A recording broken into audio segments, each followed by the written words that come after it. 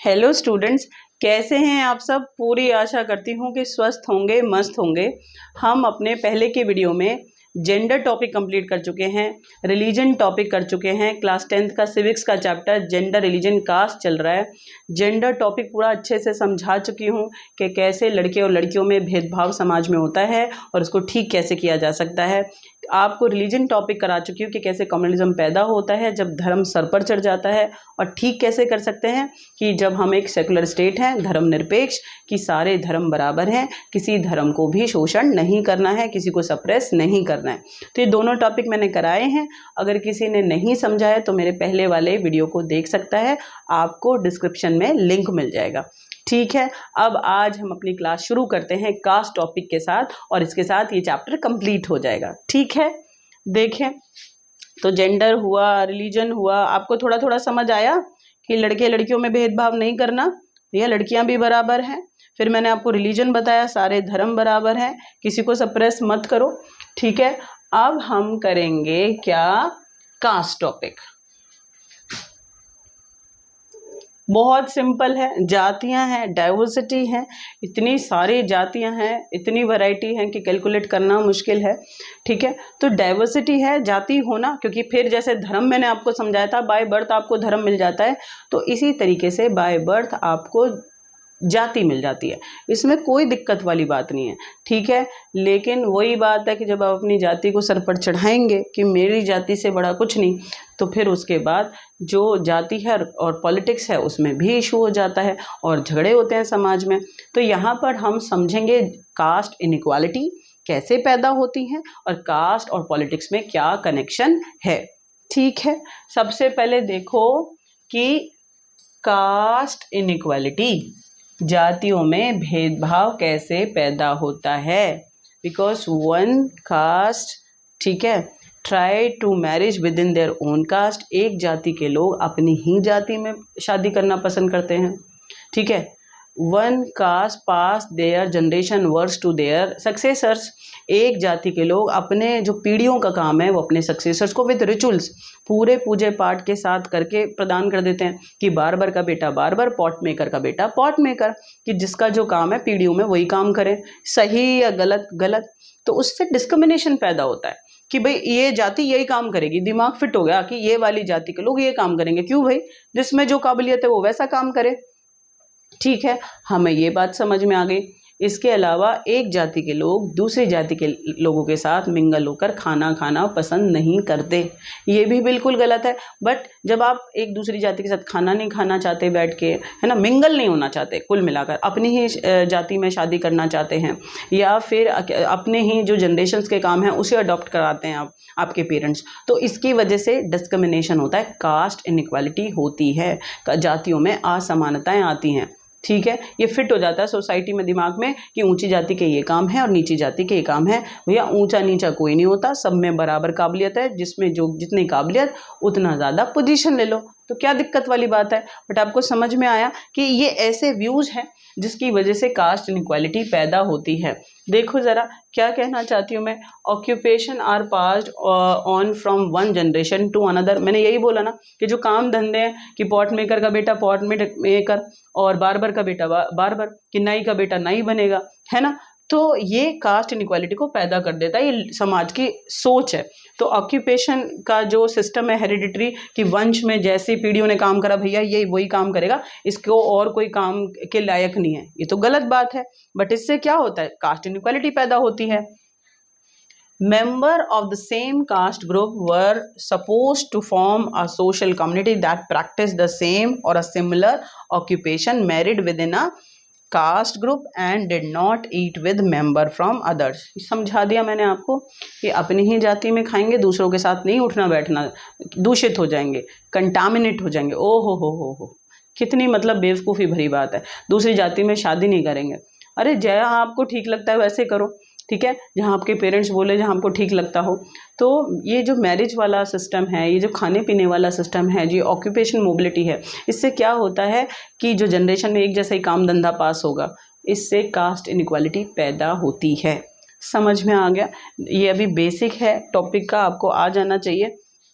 आगे चलते हैं, क्या लिखा हुआ है caste breaking down in modern India, ये बहुत अच्छी बात है। फाइनली अब आपको मैं पढ़ाऊंगी 5 नंबर का क्वेश्चन है, स्लोली कास्ट सिस्टम और caste inequality break down in our country, destroy, decline.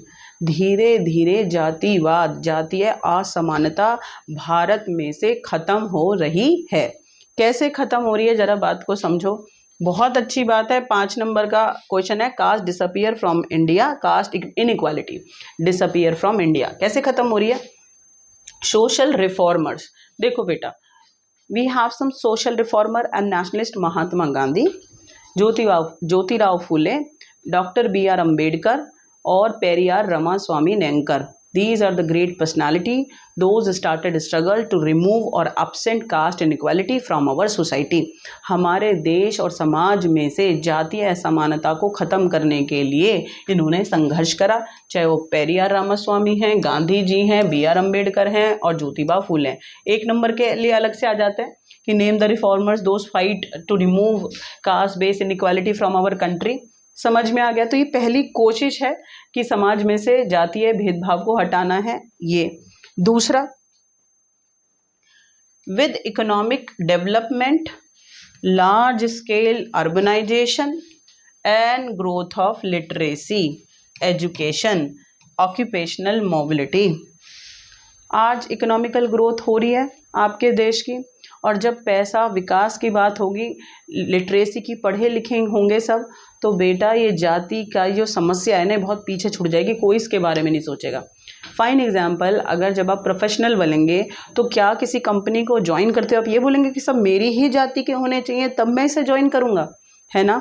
तो लिटरेसी रेट बढ़ा है, ठीक है, और ऑक्यूपेशनल मोबिलिटी, लोगों को काम धंधे से मतलब है, नई नई जॉब्स आई हैं, और अर्बनाइजेशन, नए नए शहर बने। गांव में क्या सिस्टम होता था पहले कि एक जाति के लोग अलग रहेंगे, ऊंची जाति के, नीची जाति के लोग अलग रहेंगे, लेकिन आज जो ये गांव में सिस्टम था ये भी पूरा खत्म हो गया, क्योंकि अभी नए नए शहर बच रहे हैं, बसे हैं, और जो नए शहर हैं उनके अंदर कोई दिक्कत नहीं है। Everyone want to earn, become good professional, किसी को कोई मतलब नहीं है, ठीक है। तो अर्बनाइजेशन है, लिटरेसी रेट है, इकोनॉमिकल ग्रोथ है, डेवलपमेंट है, these are the factors which is help to breaking down caste system from our country. समझ में आया आप सबको? आगे चलते हैं, क्या लिखा हुआ है।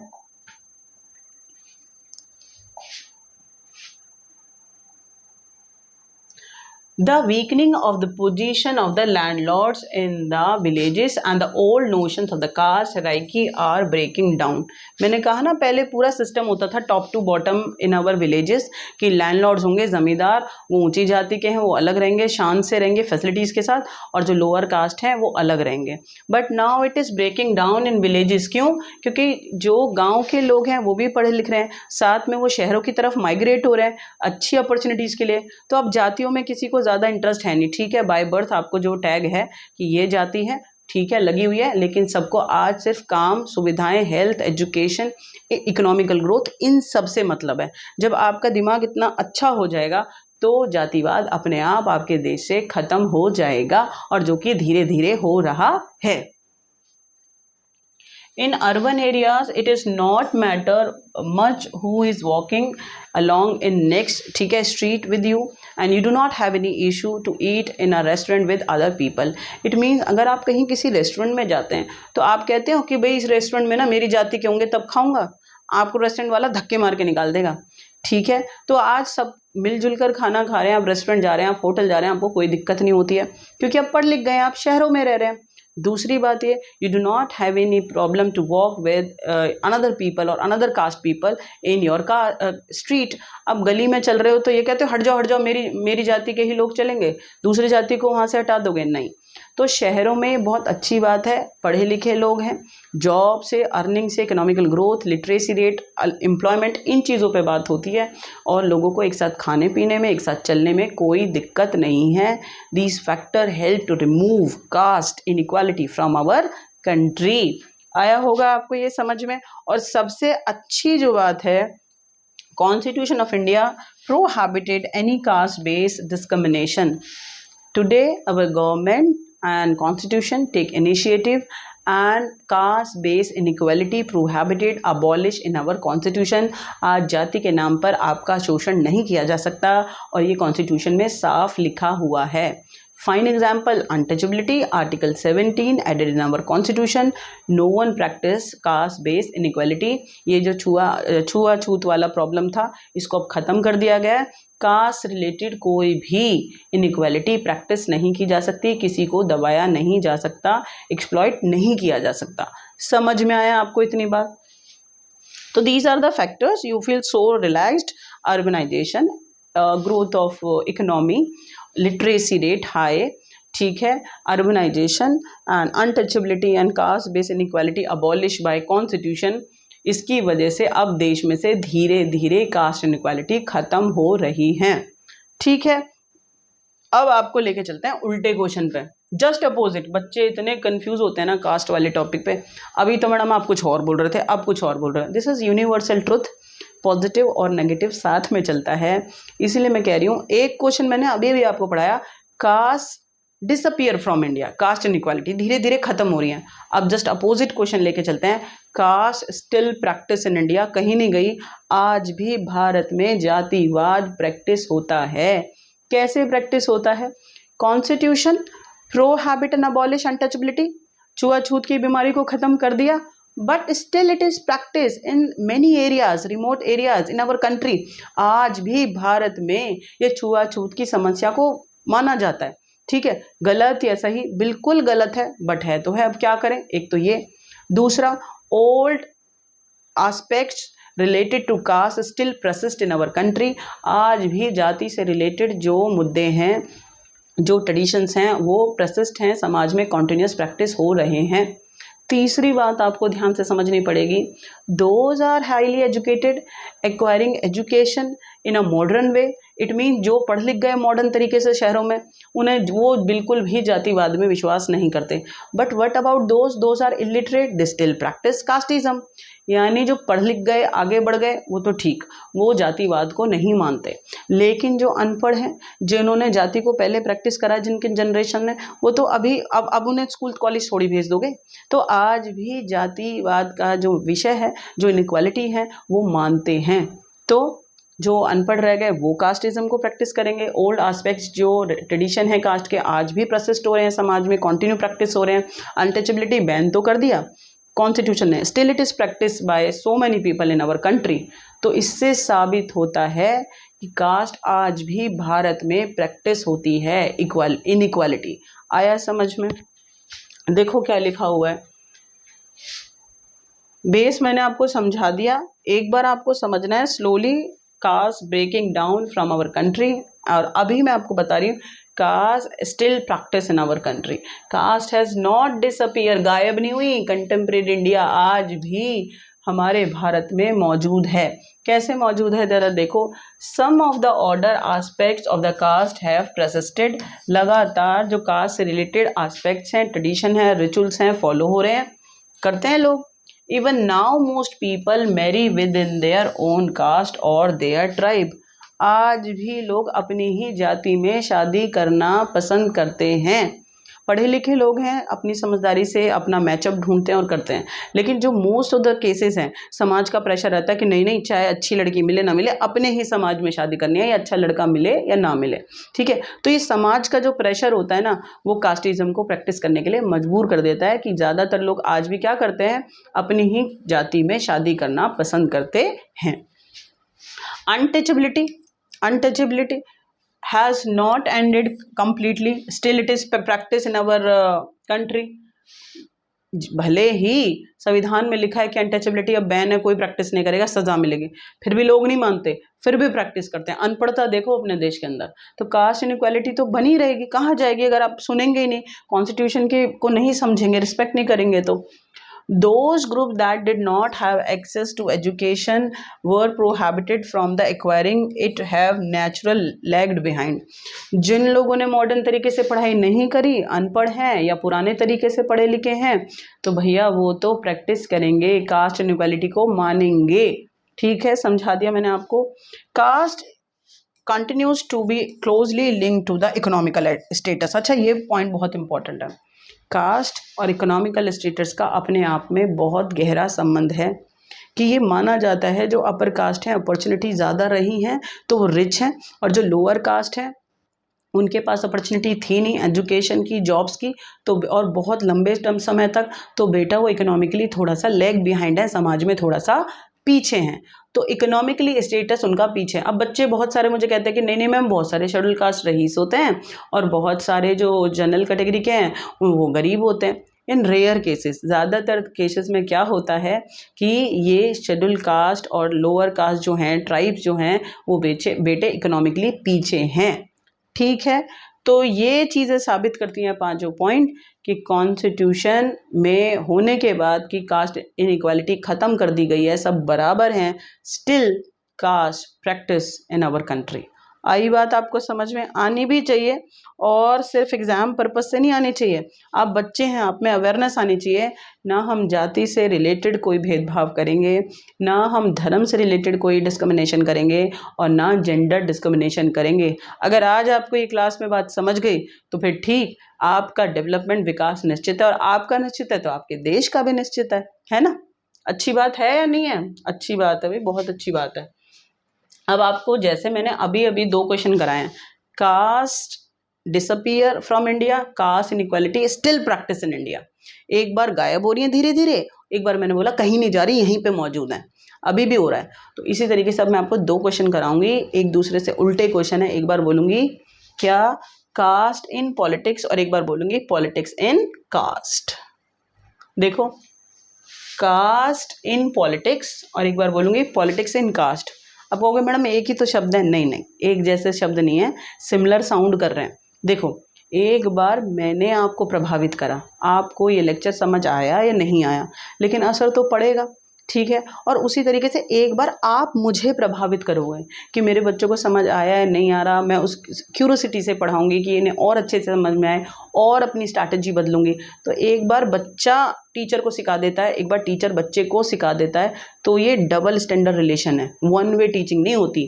तो उसी तरीके से कास्ट पॉलिटिक्स को प्रभावित करता है और पॉलिटिक्स कास्ट को प्रभावित करती है। फिलहाल हम करेंगे caste can take various form in politics.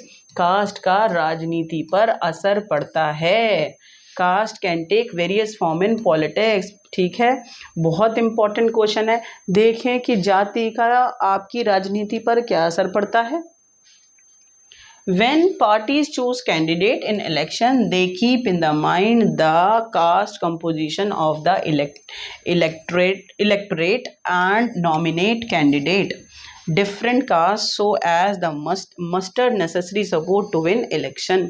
कहने का मतलब ये है बेटा, जब भी if anyone want to stand in election from any party, तो पार्टी क्या सोचती हैं कि भाई एक एरिया में ना, इलेक्शन एरिया में जितने जो जाति मेजॉरिटी में वैसा कैंडिडेट खड़ा कर दो।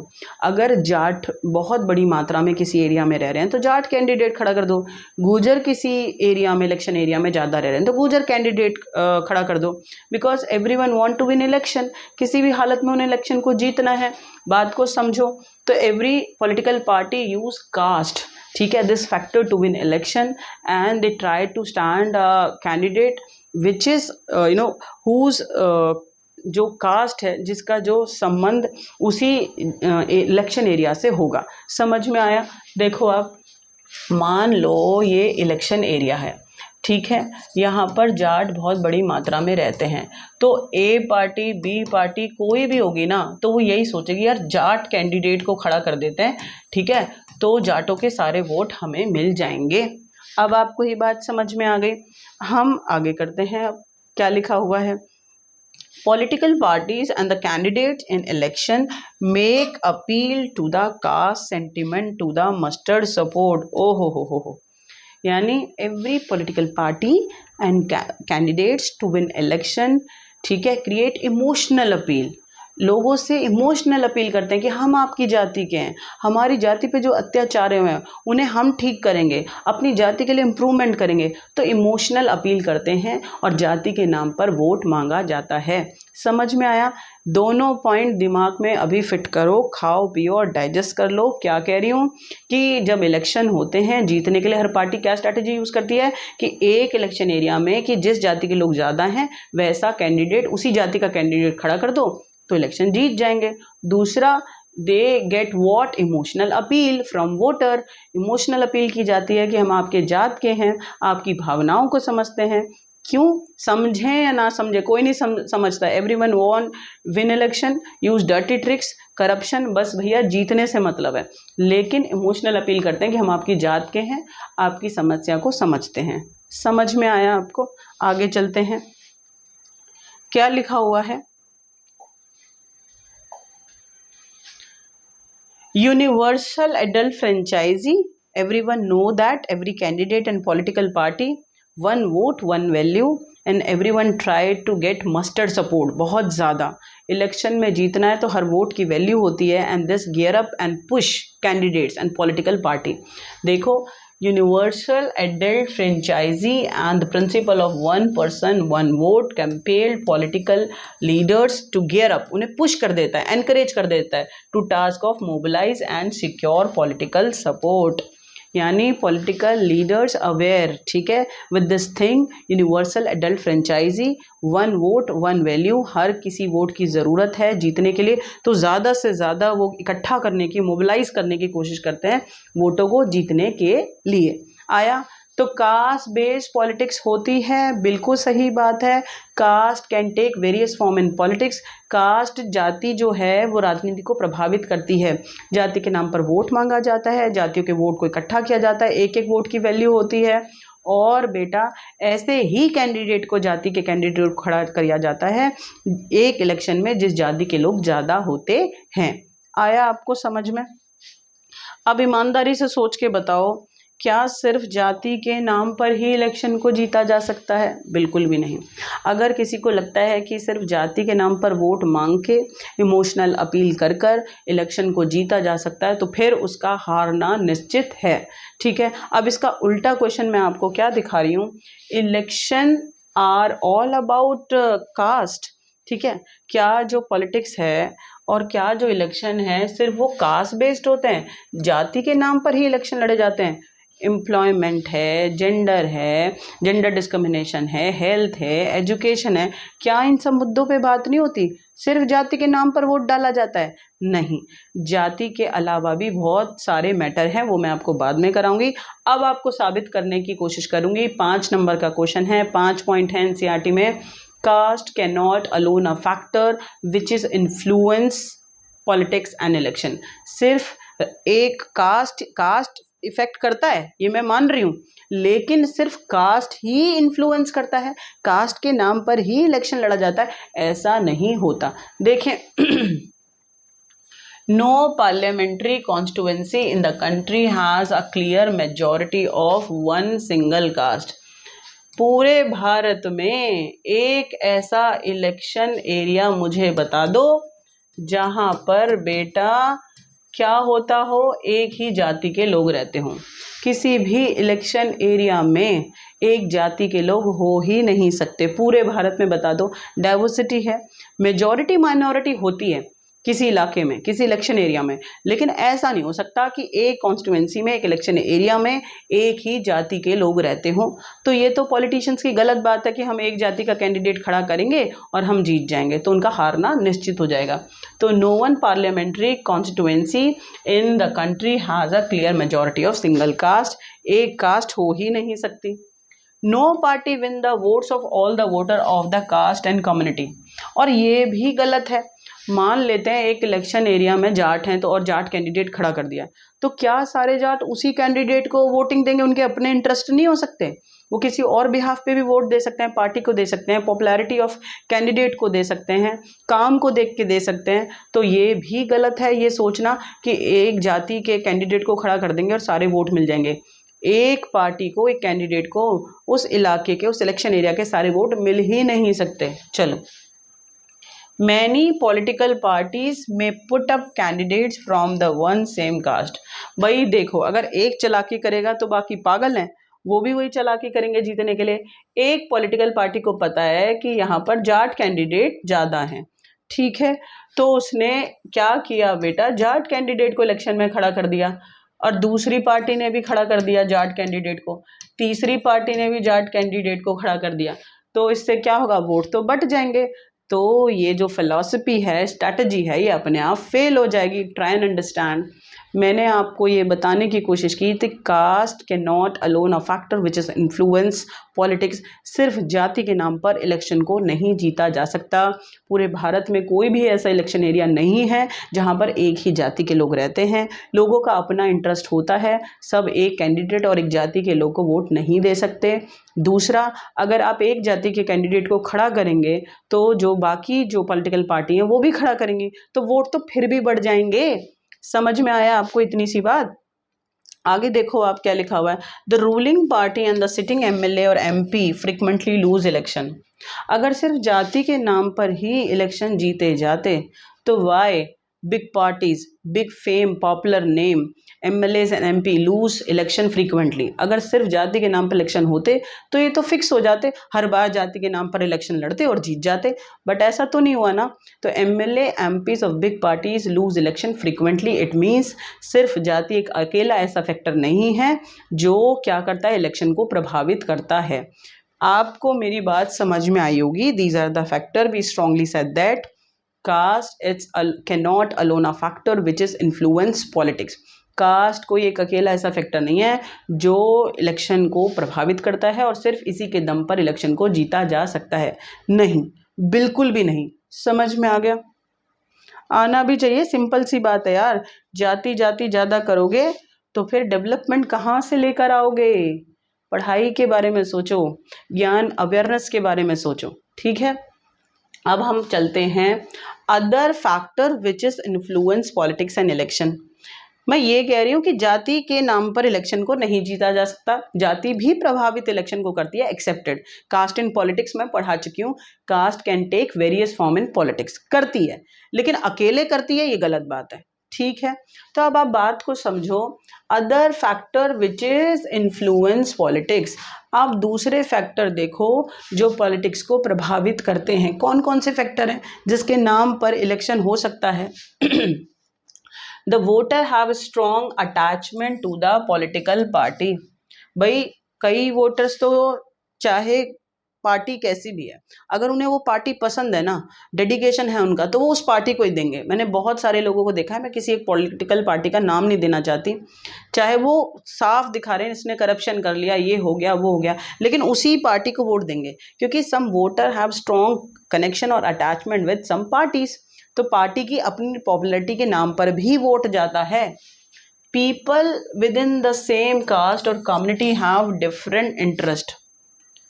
एक जाति के लोगों के अपने अपने इंटरेस्ट होते हैं, वो इंटरेस्ट के हिसाब से भी वोट दे सकते हैं। कोई एम्प्लॉयमेंट मुद्दे को देखता है, कोई एजुकेशन को, कोई हेल्थ को, है ना, तो कोई और दूसरे मुद्दों को देखता है, एग्रीकल्चर को, इंडस्ट्रीज़ को। तो हर एक जाति के सब लोग एक ही जगह वोट देंगे, एक अपनी ही जाति के लोगों को ऐसा कुछ नहीं है, इंटरेस्ट के हिसाब से भी वोट देते हैं। चलो, rich and poor man and women from same caste vote differently. यानी एक जाति के औरत, आदमी, रिच, पुअर अलग अलग हो गए ना, रिच अलग होंगे और पुअर की सोच अलग होगी, औरतों की सोच अलग होगी, तो अपनी सोच के हिसाब से, अपने इंटरेस्ट के हिसाब से वो वोट डालते हैं।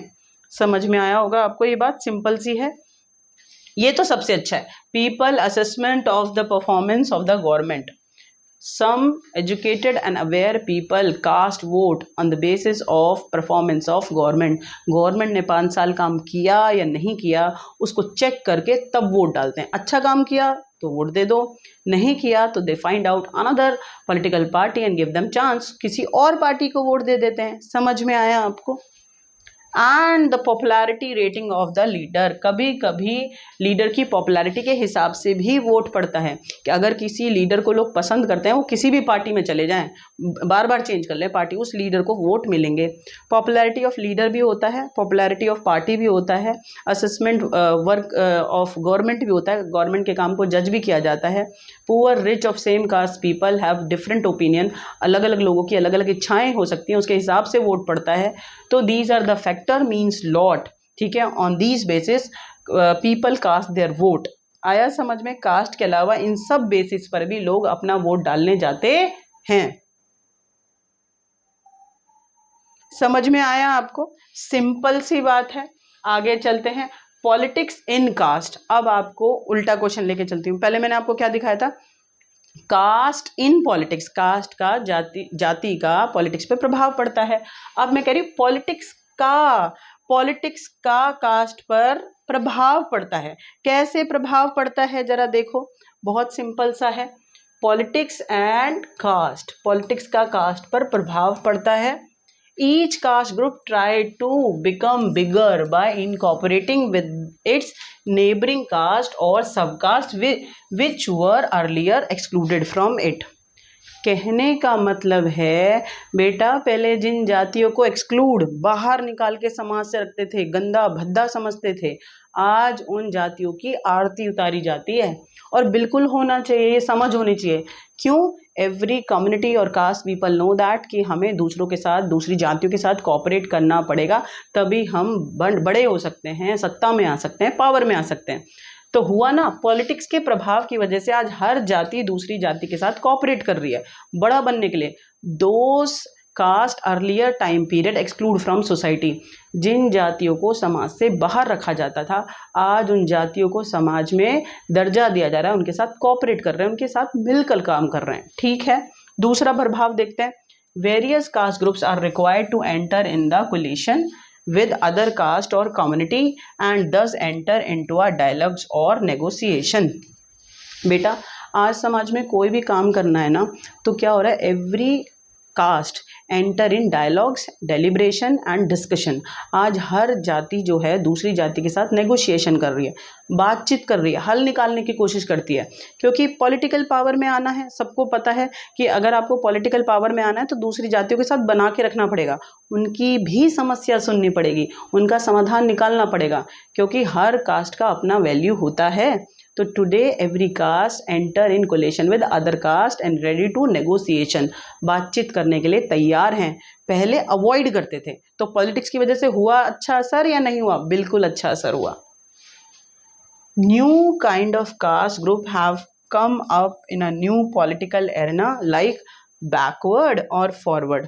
ये बहुत खूबसूरत शब्द लिख दिया है, बैकवर्ड और फॉरवर्ड।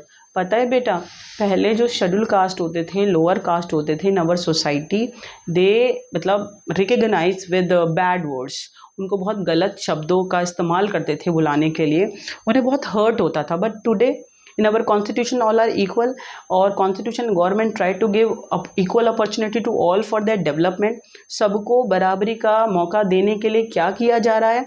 अब उन गंदे शब्दों का इस्तेमाल नहीं किया जाता। जातियों को क्या कहते हैं? बैकवर्ड और forward, these are the new words for caste. Backward किसको कहते हैं? जिन्हें कम अपॉर्चुनिटी मिली, जो समाज में पीछे रह गए। और फॉरवर्ड किसे कहते हैं? जिन्हें ज़्यादा अपॉर्चुनिटी मिली, समाज में जातियां आगे बढ़ गई।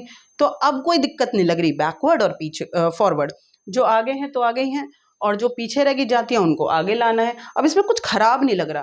तो due to political reason now new caste name emerge, backward and forward. तो these are the 3 impact of politics in cast.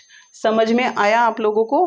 बिल्कुल समझ में आना चाहिए बेटा। बच्चे बहुत कंफ्यूज होते हैं, जेंडर टॉपिक क्लियर हो जाता है, रिलीजन हो जाता है, सिंपल है, एक एक टॉपिक है। कास्ट में ना उल्टे क्वेश्चन है, अपोजिट। एक बार कास्ट डिसअपियर फ्रॉम इंडिया, और एक बार caste still practice in India. एक बार कहते हैं कास्ट इन पॉलिटिक्स, और एक बार पॉलिटिक्स इन कास्ट। तो जब आपसे क्वेश्चन पूछा जाए तो देख लेना पूछ क्या रहे हैं, कास्ट पॉलिटिक्स पर प्रभाव कर डाल रही है या पॉलिटिक्स कास्ट पर प्रभाव डाल रही है, उस हिसाब से आंसर लिखना है। ठीक है, मैंने आप पे असर डाला या आपने मुझ पर असर डाला, ये चेक करना है। ठीक है, लास्ट टॉपिक पे आ गए हैं और बहुत जल्दी अब आप ये कंप्लीट हो जाएगा। क्या लिखा हुआ है? Positive and negative role of caste in politics. जाति का गलत प्रभाव भी पॉलिटिक्स पर पड़ता है और जाति का अच्छा प्रभाव भी पॉलिटिक्स पर पड़ता है। ठीक है, क्या पड़ता है देखते हैं। Different role of caste in politics. पहले पॉजिटिव पढ़ लेते हैं और फिर नेगेटिव पढ़ लेंगे। ठीक है, क्या लिखा हुआ है? Expression of caste differences is politics give many disadvantages communities the space to demand their share of power. आज क्या हुआ है पॉलिटिक्स की वजह से? Now different disadvantages classes, schedule class, schedule tribe demand, ठीक है, फॉर देयर डेवलपमेंट। आज वो क्या कर रहे हैं? अपनी आवाज़ उठा पा रहे हैं कि भैया हमें भी क्या चाहिए? सुरक्षा चाहिए, अधिकार चाहिए आगे बढ़ने के लिए, ड्यू टू पॉलिटिक्स। तो पॉलिटिक्स में जाति को डिस्कस करना अच्छी बात है, वो अपनी आवाज़ उठा पाते हैं। Caste politics has help people for Dalit and OBC caste to gain better access to decision making. अब पॉलिटिक्स की वजह से क्या हो रहा है कि जो डिसएडवांटेजेस क्लासेस थी, now they come in power and now they able decision making. आया समझ में? पहले जो पिछड़ी हुई जाती थी, पढ़ने भी नहीं देते थे यार, मंदिर नहीं जाने देते। सोच के देखो कितना बुरा हाल था उनका। ठीक है, लेकिन आज now they come in power because of politics. अब उनके पास पावर आ जाती है और वो भी अपनी समस्याओं को आगे रख सकते हैं और उनके अंदर पावर बढ़ रही है, डिसीजन मेकिंग ले कर सकते हैं, अच्छे अच्छे डिसीजन ले सकते हैं अपने लिए और दूसरों के लिए भी। अच्छी बात है ना? तो ये किसकी वजह से हुआ? पॉलिटिक्स की वजह से। Several political and non political organisation जैसे एनजीओ हैं और बहुत सारी political party have been demanding and agitating for a end of discrimination against the particular caste. आज राजनीति में भाई every political party want to attract people, तो that's why different political parties and non political parties like NGOs demanded agitate for caste, lower caste, and what they demand? This discrimination they want to end। अब जाति से related भेदभाव को ख़त्म करना चाहते हैं और पॉलिटिकल पार्टी बहुत जमकर आवाज़ उठाती हैं। बहुत अच्छी बात है, राजनीति में ये आवाज़ उठनी भी चाहिए कि जो जाति से रिलेटेड ये गंदगी है, जो असमानता है, ये ख़त्म होनी चाहिए। ठीक है, तो ये पॉलिटिक्स में जब डिस्कस होता है it is very very good कि जो शेड्यूल कास्ट हैं या डिसएडवांटेजेस क्लास हैं वो अपनी आवाज़ उठा पाते हैं, वो डिसीजन ले पाते हैं और अदर पॉलिटिकल पार्टीज़ भी उनके लिए आंदोलन करती हैं, एजिटेशन करती हैं, आवाज़ उठाती हैं। क्यों? कि जाति भेद जो डिस्क्रिमिनेशन है, एक्सप्लॉयटेशन है, वो पूरे तरीके से ख़त्म हो जाए। तो अभी अभी हमने क्या सीखा कि this is the positive role of caste in politics, कि जाति के मुद्दे को पॉलिटिक्स में उठाओ और जो ये जातीय भेदभाव है इसको ख़त्म करो। बहुत बहुत अच्छी बात है। अब इसका अपोजिट क्वेश्चन मैं आपको दिखा देती हूँ, negative role of caste in politics. ओहो, अब बच्चे कंफ्यूज। अभी तो मैडम आप पॉजिटिव कह रहे थे, अब आप नेगेटिव कह रहे हो। मैं फिर कह रही हूँ, यूनिवर्सल चीज़ें होती हैं, अच्छा बुरा साथ में चलता है। तो अभी मैंने देखा कि जब जाति को राजनीति में उठाएंगे इस मुद्दे को, तो जातीय भेदभाव डिस्कस होगा और फिर उसको ख़त्म करने की आगे बात बनेगी और होती भी है। लेकिन अगर बहुत ज़्यादा जाति जाति जाति जाति करोगे तो पॉलिटिक्स के अंदर जो इम्पॉर्टेंट मुद्दे हैं वो डाइवर्ट हो जाते हैं। ठीक है, देखें कैसे अगर कास्ट बहुत ज़्यादा राजनीति में डिस्कस होगी तो इससे किसका नुकसान हो जाएगा? जो दूसरे इम्पॉर्टेंट मुद्दे हैं उनको डिस्कस नहीं किया जाएगा। देखें, the politics based on caste identity alone is not a very healthy in democracy. If people elected representative continuous talking about caste in politics, it's not good for the health of democracy. Democracy को इससे cancer हो जाएगा? नहीं नहीं, लेकिन आपकी democracy को नुकसान होगा, वीक हो जाएगी आपका लोकतंत्र सरकार, अगर सिर्फ हम जाति के मुद्दे को ही पकड़ कर बैठे रहें तो।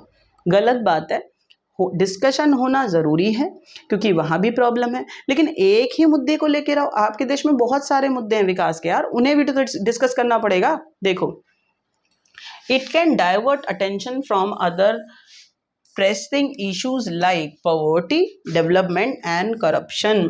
अगर आप सिर्फ जाति के मुद्दे को पार्लियामेंट में उठाओगे, करप्शन, डेवलपमेंट, पॉवर्टी, एम्प्लॉयमेंट और हेल्थ, एजुकेशन, इंडस्ट्री, एग्रीकल्चर, इन मुद्दों का क्या होगा? तो इतने गंभीर मुद्दों से ध्यान है डाइवर्ट हो जाएगा और सिर्फ आप जाति के बारे में ही सोचेंगे, तो ये चीज़ गलत है। हर मुद्दा डिस्कस होना चाहिए। तो अगर बहुत ज़्यादा ये नेगेटिव रोल है, अगर जाति को ज़्यादा डिस्कस करेंगे तो it divert attention from sensitive issues like corruption and poverty. Clear? In some cases, caste division leads to tension, conflicts and even violence. भैया बहुत जाति मत करो, बहुत ज़्यादा जाति को उठाना, ठीक है, रिलेटेड इस इशू को, तो इससे क्या होता है, अगर ये एक्सट्रीम फॉर्म में चली जाए तो इट क्रिएट वॉट, वायलेंस, रॉइट्स, आपके देश में कन्फ्लिक्ट होंगे, झगड़े होंगे और दंगे फसाद होंगे। तो this is the negative role of caste in politics. बहुत ज़्यादा जाति जाति नहीं करना है, ठीक है, नहीं तो इससे जो इम्पोर्टेंट मुद्दे हैं वो उनसे ध्यान भटक जाएगा, डाइवर्ट होगा, वो डिस्कस नहीं होंगे पार्लियामेंट में, जिन पे कानून बनना चाहिए, चाहे वो अनएम्प्लॉयमेंट है, चाहे वो पॉवर्टी है, चाहे वो डेवलपमेंट है, ठीक है। और आपकी डेमोक्रेसी की हेल्थ के लिए भी अच्छा नहीं है, आपकी डेमोक्रेसी कमज़ोर हो जाएगी, ठीक है, और देश में कन्फ्लिक्ट की प्रोबेबिलिटी घटी या बढ़ी, बढ़ जाएगी। तो ये नेगेटिव रोल है। तो आज हमने ये चैप्टर पूरा अच्छे से कर लिया है। क्या क्या हमने इसके अंदर पढ़ा?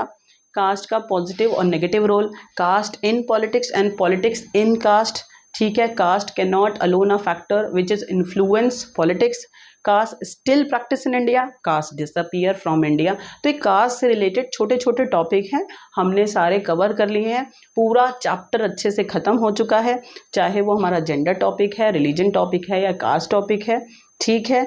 आपको कोई भी इशू है तो आप कमेंट सेक्शन में लिखकर मुझे बता सकते हैं, मैं उसको और अच्छे से आपको समझाने की कोशिश करूँगी, ठीक है। अगले वीडियो के लिए, अगले चैप्टर के लिए आप पढ़ते रहो, खुश रहो, मस्त रहो और व्यस्त रहो।